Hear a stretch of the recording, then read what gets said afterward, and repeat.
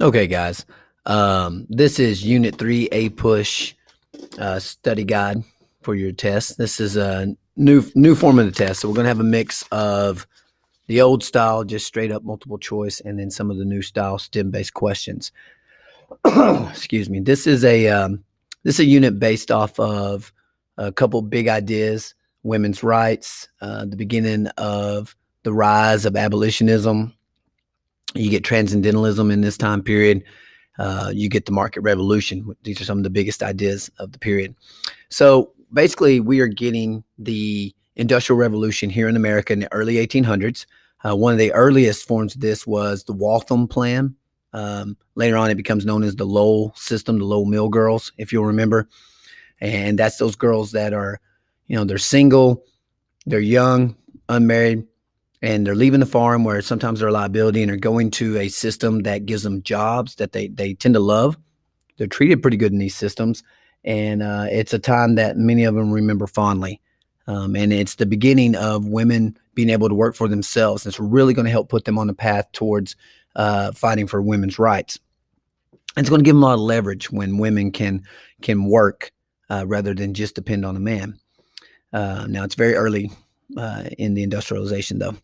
So let's look at the effect of industrialization spreading in the United States in the 1820s and 1830s. It has a really big effect on artisans, people who make, who cobblers, who work on shoes and lovingly handcraft their shoes. And now we're beginning to have machines that help us. And you're basically going from skilled labor to unskilled labor.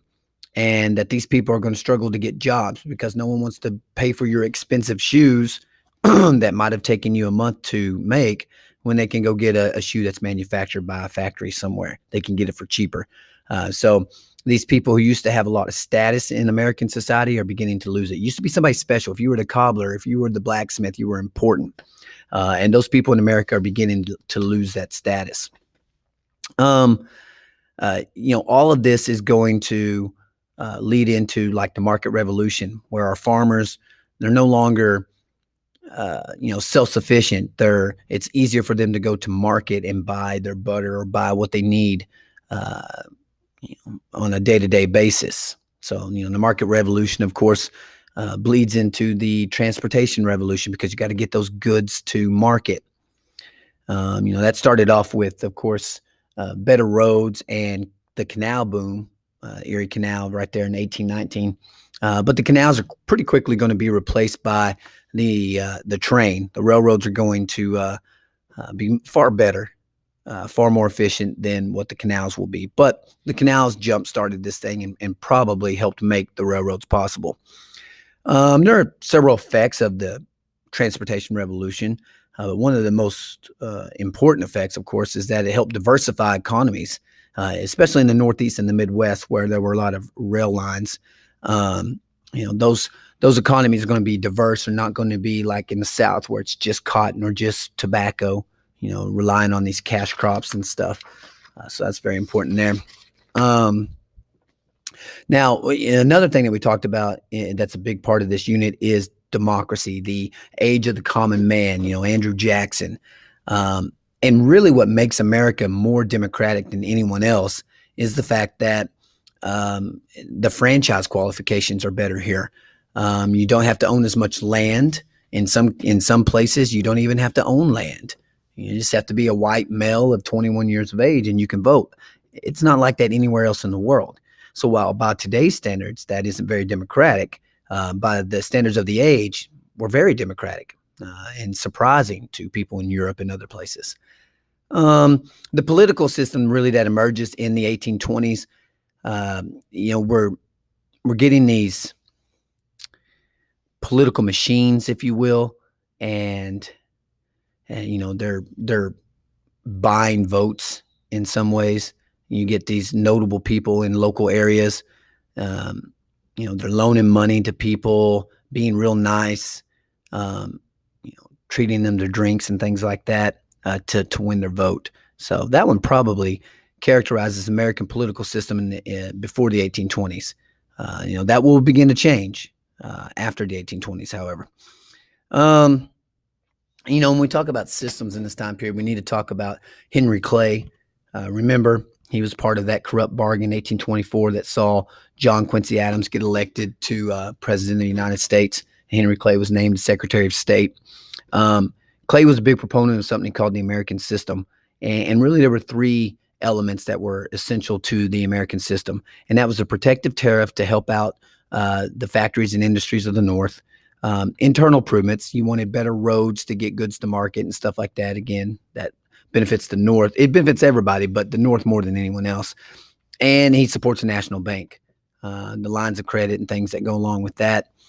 He felt like these three were key elements to make the American economy really hustle.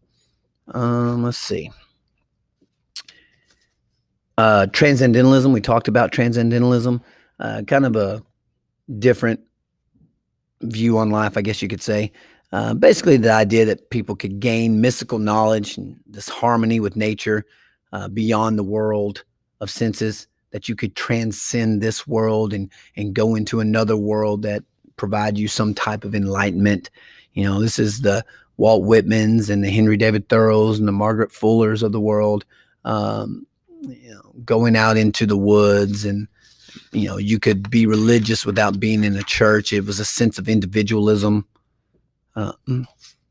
He also had, of course, we highlighted some aspects of racism in this time period, such as minstrel shows. These were pretty popular.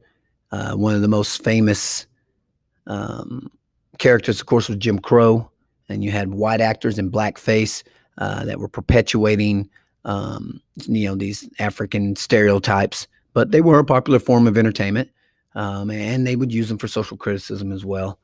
But yeah, make sure you know minstrel shows. I think that's all of those. Okay, we'll look at a couple others. You got to know Seneca Falls, of course. It's so important. It's women's rights, 1848. You're taking the preamble and you're twisting it a little bit and making it, basically making it say it's rights for all men and women being created equal. Let's see here. Okay.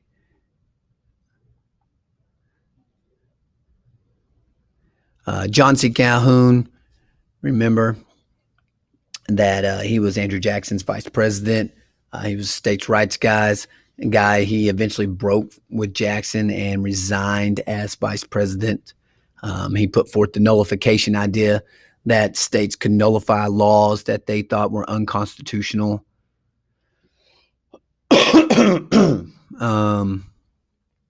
Let's see here. Temperance movement. Remember that temperance was part of these social reforms of the 1820s and 30s and stuff, and that women were tired of being beaten by drunk husbands and abused by drunk husbands, and so you had a lot of Quakers and a lot of religious groups and especially women that got behind the temperance movement. Felt like America needed to drink less, to get us out of the alcohol republic stage. We talked about William Lloyd Garrison, a fairly radical abolitionist. He wants slavery abolished and without compensation for the slave owners. And it's kind of a, it's influenced by the Second Great Awakening and things going on there. Now,